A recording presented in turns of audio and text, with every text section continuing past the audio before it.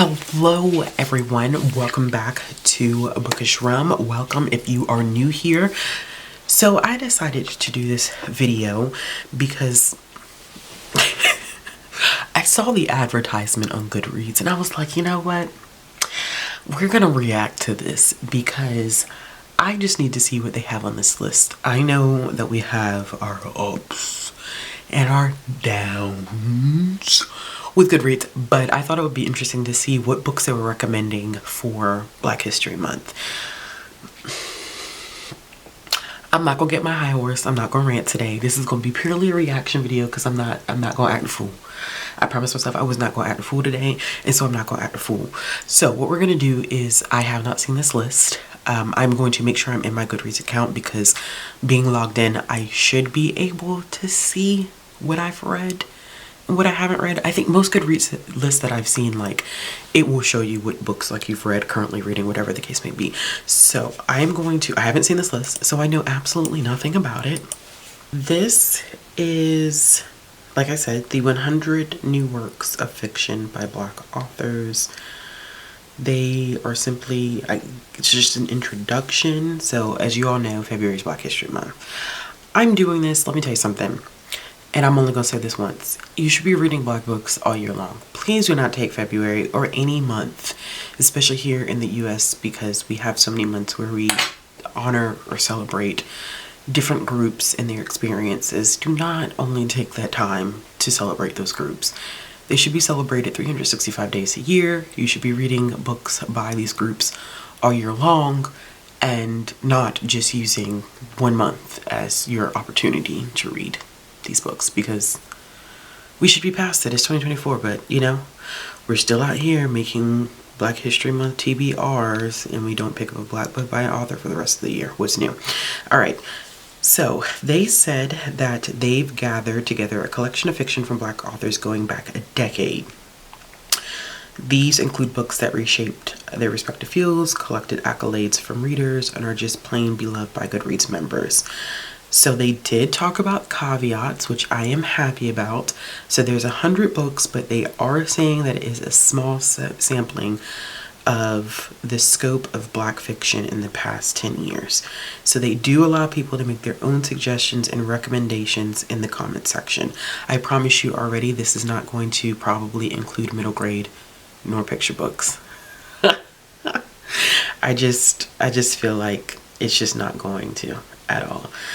All right, so they are specifically talking about a couple of authors and the work that they've done, and now we're going to just go ahead and dive into this list. So the first one that we have here is historical fiction, and out of this historical fiction list so far, I have read 3: The Vanishing Half, The House of Eve, and The Underground Railroad, which I read at very different points in my life. I read The Underground Railroad probably back in 2018. I read The Vanishing Half in 2020, and The House of Eve I read last year in 2023. My hold for The Heaven and Earth Grocery Store by James McBride literally just came in at the library, I think maybe a day ago. So I will be reading that, scrolling down some more. Homegoing by Y'all Jesse. I feel like I read that back in like 2016, 2017. I still need to read Black Cake. I'm kind of on the fence about Let Us Descend, because I've heard so many mixed reviews about that one. I'm so hesitant to pick that one up. And I still own a copy of The Prophets that I have not read by Robert Jones Jr. So 2 on my TBR, Black Cake and The Prophets. Scrolling down some more. I own a copy of Nickel Boys. I own a copy of The Love Songs of W.E.B. Du Bois. I own a copy of Take My Hand. And I do not own a copy of Washington Black. I don't know which ones of these out of the 6 that or the 5, excuse me, that I own, which one I would get to first. I think that Bree has read The Love Songs of W.E.B. Du Bois, and I know that that is a tough read. It is a thick book.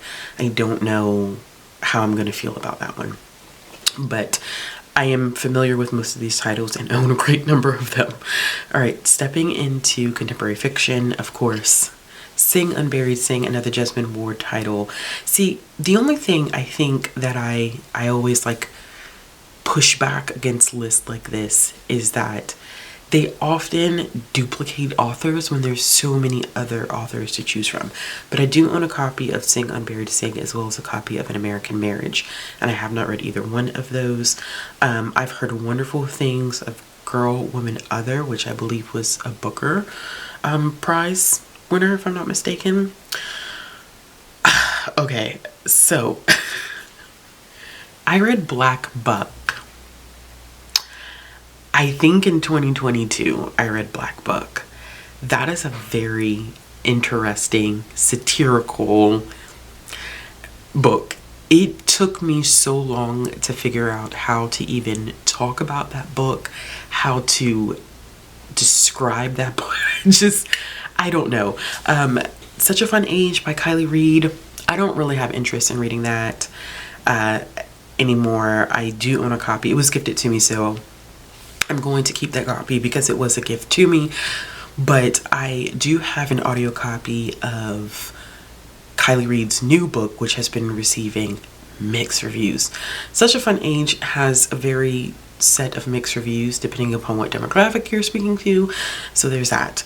Hell of a book I have not read, and The Trees by Percival Everett. Percival has another one, I believe, coming out this year, and I am interested in that one, so we'll see. And then at the bottom here we have Real Life Open Water, which I have been meaning to read for ages and haven't read.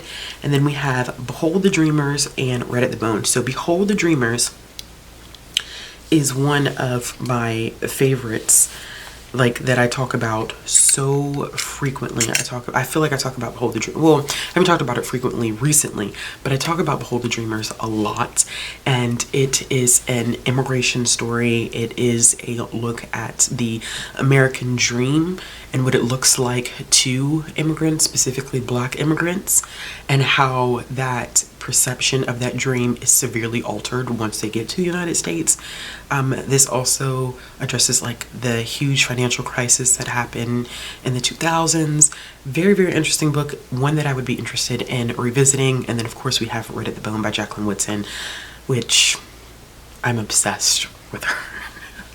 I adore Jacqueline Woodson, and Red at the Bone was a beautiful mix of like coming of age, familial, intergenerational story. I really, really did enjoy it. It's relatively short, if I'm remembering correctly.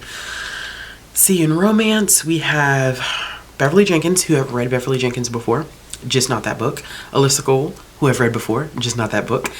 Jasmine Guillory, The Wedding Date, hated that book. I really do feel like if we were going to put romance up here for Black History Month, I would have preferred them to stick with Black romance completely. And they clearly didn't, because The Wedding Date is up here. I read The Wedding Date by Jasmine Guillory, like I said, absolutely hated it, and I've never picked up a book by Jasmine Guillory since. That book put such a bad taste in my mouth. Just wasn't it. I own a copy of Before I Let Go. I know that the sequel does come out or has come out this year. I don't know. So many people received arcs of that book to the point that I don't know the release date of that book. But I do own a copy of Before I Let Go. Read Kennedy Ryan before, but just not that specific book. I'm glad to see that they included Treasure by Rebecca Weatherspoon. This one was an indie publication, and I know that Rebecca is not doing a lot of traditionally published stuff, but this was indie. Really, really enjoyed it. It is a sapphic romance with an exotic dancer being one of the love interests. Really, really interesting. I believe I read this, maybe I read that in 2021. I don't know the dates in which I've read these things anymore. And then of course, Get a Life, Chloe Brown by Talia Hibbert. I've only read 2 of the Brown sister books, which I think I own an audio copy of the 3rd book. I just haven't done it. But once again, going back to, I loved Get a Life, Chloe Brown. I mean, like, the first 2 books, the 2nd book is my favorite. But I really, really enjoyed these books. I enjoyed Talia Hibbert. I thought her YA book release last year was absolutely fascinating and amazing. But once again, I wish that we would have stuck to Black romance. just a preference for me. I've heard a lot of stuff about J.J. McAvoy, Aphrodite, and the Duke. Case and Calendar came out with a romance last year. that I just ultimately never ended up picking up. We have The Art of Scandal by Regina Black, Honey Girl, which I own a copy of, You Made a Fool of Death with Your Beauty by Akweke Emesi, which I believe has so many mixed I feel like it has so many mixed views about it. I own 2 copies of that book, and I still have not read it yet. And then 7 Days in June by Tia Williams. I just got her newest book, My Hold, just came through from the library. Interested in reading that one. I was not the biggest fan of 7 Days in June. Everybody loved 7 Days in June. It was mid for me. I gave that book 3 stars. I just couldn't buy into it. And to be honest with you, it felt like 7 Days in June was made everyone's token black romance for the year that it came out, so everyone could prove that they did in fact read black romance. Just my opinion, take it how you wish. I read it, 3 stars. I'm going to read her new one, and we'll see where it goes. She's a very, very gifted writer. I will say that. Her writing is absolutely phenomenal. I just was not a huge fan of the character development in this specific book. Now we're going to fantasy and science fiction. We all know that this is not my strongest genre, but it's okay. Ironically, I own 3 out of the 4 of these books. I own the 5th season, which I still haven't read. I've read N.K. Jemisin, I just have not read the 5th season. I own a copy of Sorrowland, which I've read River Solomon. I just haven't read this specific book. The Unbroken is one that I'm really, really interested in reading by C.L. Clarke. I've heard very, very good things about that one. And then I own a copy of Black Leopard Red Wolf by Marlon James, who just honestly, I'm not gonna lie to y'all, Marlon James intimidates me so much. I've also heard that Black Leopard Red Wolf is a literary-esque type of fantasy. Correct me if I'm wrong. It's just kind of what I have been told and what I've heard. He just intimidates me. He intimidates me for a plethora of different reasons. And so, yes, I am excited to eventually get to all 3 of those because I own all 3 of them. But once again, I have not read them. Binti, absolutely love Binti. I don't know if I've ever finished the series. I've read a handful of things by Nadia Okorafor at this point, but I really do genuinely feel like I did not finish the Binti series. I could be wrong, but part of me just feels that way. The Space Between Worlds by Micaiah Johnson is one that I've had my eyes on for a very, very long time, but once again, sci-fi fantasy, regardless of author, has always been extremely intimidating to me. So this is why you're going to see less things being read by me in this specific category. We have The Blood Trials by N.E. Davenport. They got a lot of buzz and a lot of push in the community, which is great, and I've heard excellent things about it. Nishi Shaw's Everfair, which I own some things by Nishi Shaw. Nishi Shaw also had a middle grade book come out either last year or the year before last, but I'm like 90% sure it was last year, and I'm really interested in that one.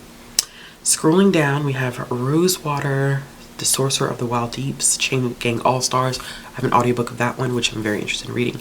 And no, I still have not read Riot Baby by Tochi Onyebuchi. But it's new. This is my weakest category. It's always going to be my weakest category, to be honest with you.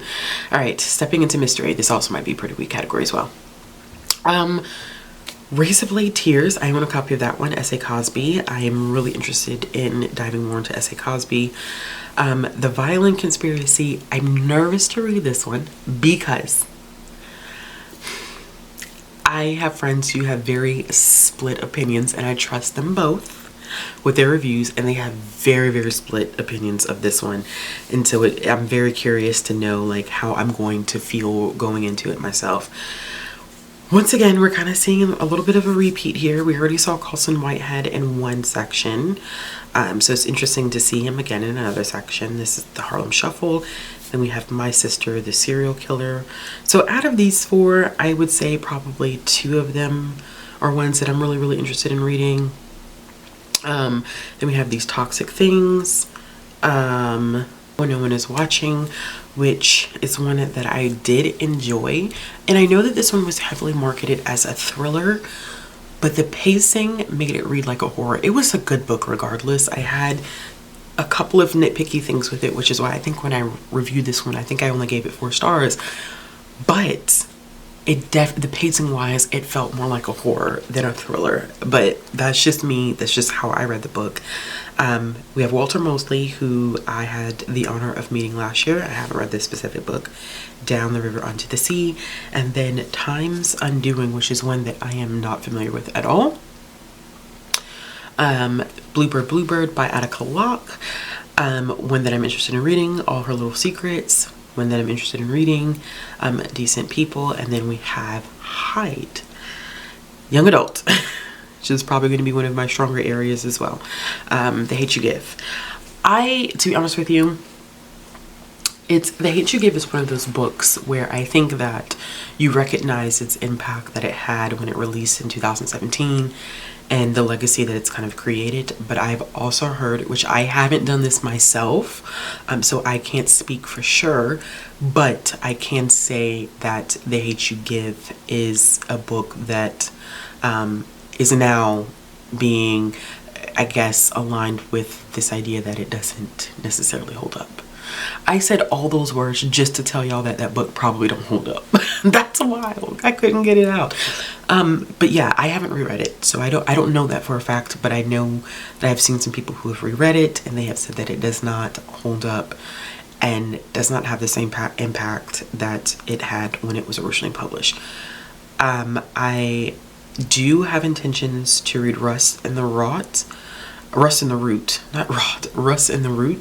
I do own a copy of Felix Ever After. I know a lot of people were reading Felix Ever After in 2020.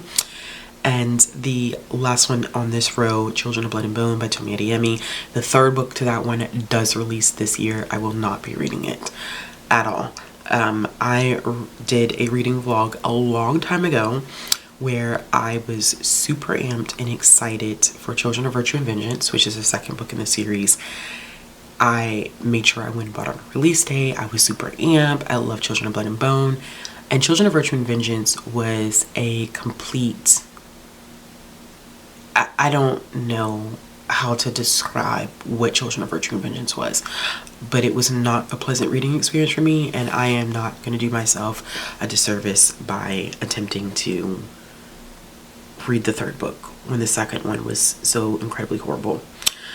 Legendborn, which I need to go back and reread Legendborn. I'm not gonna lie to you. I wonder if Legendborn will give me the same feelings that it gave me when I originally read it when it was published. The idea of this character with magical abilities that is, a King Arthur retelling. But there have been some interesting critical analysis of Legendborn that have released since the time that I read it, and so I do need to go back and reread it. I obviously have not been pressured because the second book has been out for a while and I still haven't read it, so there's that. I do have a copy of The Weight of Blood by Tiffany D. Jackson. I haven't read that one either. Nothing Burns as Bright as You was such a phenomenal read for me. Ashley Woodfolk is one of the most underrated YA authors that I think I consistently just enjoy what she puts back. That one for me was interesting because it takes a look at a relationship. It's a queer relationship between teens, and it is a toxic relationship. And I think that what is very interesting about how this book is set up is that young girls are often taught about how to handle relationships as if they are all guaranteed to be heterosexual cis individuals, and how to operate around heterosexual cis men. But we are never taught about what happens or what could potentially happen when you enter a very toxic and, to be quite frank with you, abusive relationship with someone who is also a woman. There's not a lot of preparation that goes into those conversations, and we really see that tackled in that book, and I really enjoyed it. Ace of Spades, the author has a new book that is dropping this year. I believe I received an art copy of that in the mail. I haven't gone through my mail. It's been hectic, y'all. I haven't gone through my mail yet. But yeah, Ace of Spades, when I first read it, I gave it 5 stars. I know a lot of people who did not like Ace of Spades. I know a lot of black people who didn't like Ace of Spades. For good reason. I understand why they didn't like it. I think it was just the thrill of it for me that I enjoyed. I mean, it was a 5-star read when I picked it up. And I have read 3 out of the 4 on this list. So we have The Davenports, which is... that was a miss for me. I think I gave it 3 stars when I read it, but it is advertised like a Black Bridgerton, but it's based off of a very wealthy black family living in the earlier part of the 20th century. And unfortunately, it did not work for me. There were so many different elements of that one that didn't work for me. The Bells, I have it marked as one to read, but I promise y'all, I probably will never read that book. Not gonna lie to you. We Deserve Monuments by Jazz Hammonds, one of my favorite books of 2023. And Jazz is coming out with a new book this year in May. The excitement. And then You Should See Me in a Crown. This was a huge one during 2020 as well. A lot of people were buying and reading You Should See Me in a Crown. I haven't reread it since I originally read it. I think I own a copy of You Should See Me in a Crown. But yeah, I am interested in Leah Johnson's middle grade stuff at this point. Oh, we have another row. So we have another row of YA, and I have read all 4 of these. Delicious Monsters was one of my favorite books of last year. The Promised Boys was one of my favorite books of last year. Long Way Down by Jason Reynolds is one of my favorite books of all time. Everything of Nick Leune. I liked it when I read it. I wouldn't call it necessarily a favorite. It was okay. This was not a bad list. I mean, they pulled a lot of new release materials, which it's fine. But they pulled some that I really, really loved and adored. Wow. Okay. Very interesting. Okay, horror. Not going to be my strongest area. We have The Reformatory by Tanana Reeve Dew, which people have loved. Lone Women by Victor Laval, which people have loved. Ring Shout by Peter Shelley Clark, people have loved. These are all like highly loved books. And then The Year of the Witching by Alexis Henderson, which I've read both of Alexis Henderson's books. And The Year of the Witching, I think, is still my favorite out of the 2 that have been published. And we have Out There Screaming, When the Reckoning Comes, which I really want to read When the Reckoning Comes because I just need to. Liquid, and then Jackal. I know that Brie really enjoyed Jackal. Out There Screaming, I think, has gotten some pretty mixed reviews. Short story collections, I'm telling y'all right now, I'm not going to be strong in this area either. The Secret Lives of Church Ladies. Interested in that one. Friday Black by Monticello, and then Hitting a Straight Lick with a Crooked Stick by Zora Neale Hurston. The Ones Who Don't Say They Love You. Some of these I haven't heard of.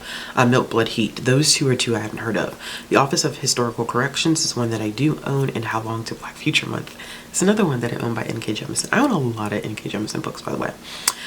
Lot is another one that I own by Brian Washington. Heads of Color People is one that I wanted to read a while ago, but I never did pick it up. What It Means When a Man Falls from the Sky, and then The World Doesn't Require You. Those last 2 are 2 I'm not familiar with. And here we have the last 4, which is Company, Witness, Temple Folk, and Holler Child, which I am not, to be honest with you, I'm not a, and that's the end of the list. Dang. Wow. Wow. Wow. I have thoughts. Okay, so I'm not a big short story collection reader to begin with, so it's not really shocking that I haven't read as many from that area, because that's not an area where I typically shine, to be quite honest with you. I just don't really vibe with short story collections because they're so, it's such a hit or miss. Like you can go either way with short story collections. But like I said, no picture book, no middle grade books, which I think Goodreads is trying to take this approach where I think they are not being as inclusive with children in middle grade anymore. I don't know why they don't seem like they value those in terms of lists like these anymore, when I think that picture books in middle grade are like the building blocks to people experiencing Black culture, Black literature, the Black experience. And that's unfortunate for me. I kind of figured that that was going to be a thing, and the only reason why I figured that was going to be a thing is because of the Goodreads Choice Awards, where both those categories had gotten nixed. I don't know, like, this wasn't a great list, but it also wasn't a bad list, but I feel like they missed so many different books that I don't know. Like, and then it makes you wonder, like who's in charge of making these lists? Like, who are they talking to make these lists? Because I do feel like this list could have been way more extensive. Like, this could have been like way more extensive. And I really do think that they should have taken a point to understand that with the romance section, I'm not gonna lie to you, that really kind of eats at me a little bit. That I think that we should be kind of really honing in and focusing on Black romance, but that's me. I mean, I have a shelf, and that's why I was clicking. I have a shelf on Goodreads that's tagged as Black books, and there's 538 recommendations on there. If you're interested in seeing a wider variety of things, I mean, it's just super unfortunate to me that they didn't include any picture books, any middle grade. There was not a category that included any graphic novels. I feel like some of the most classic names on there were not included at all, which is unfortunate. I mean, I just think about, like, I mean, granted, okay, I can't really complain because they did say like the last 15 years, but and they do apologize and say that but I just felt like in those spaces, once again, in those spaces where you are using the same individuals, you're using them, the same individuals in different categories, I think that those could have gone to other people, to be quite honest with you. I really do. I think that those could have easily gone to different people, easily. But there are so many books that have come out in the last 15 years that would have made that list even more robust. And a lot of the books on that list, I think the way that they sampled them, it's a clear indication that we are pulling books that have gotten the most popularity, which it's easier, I think, to curate a list like that because those books get the most visibility. But I don't know, sometimes I feel like we should just, it's hard to make lists like this and be as robust as you need to be, because you're always going to leave something or somebody off. But they could have made that list a little more extensive. There's a lot more to choose from that came out in the past 15 years. And I've read a good portion of some of the stuff in there, but they could have gone a little bit more than that. So let me know in the comment box below, like, what have you read from that list? What do you think of the list? And what would be some recommendations that you would give for Black History Month? And not just for Black History Month, because I don't even want to tout this as, here are just some books that you can read in February every single year, because I don't want to move like that. How about give me some recommendations of Black authors who write books with Black characters that you would recommend people reading all year long? We'll end it like that. As always, y'all, if you like this video, give it a thumbs up. And if you want to see more content from me, click the subscribe button, hit the bell for notifications, and I'll be back with another video soon. I thought you were the one for me. That's why I gave you everything.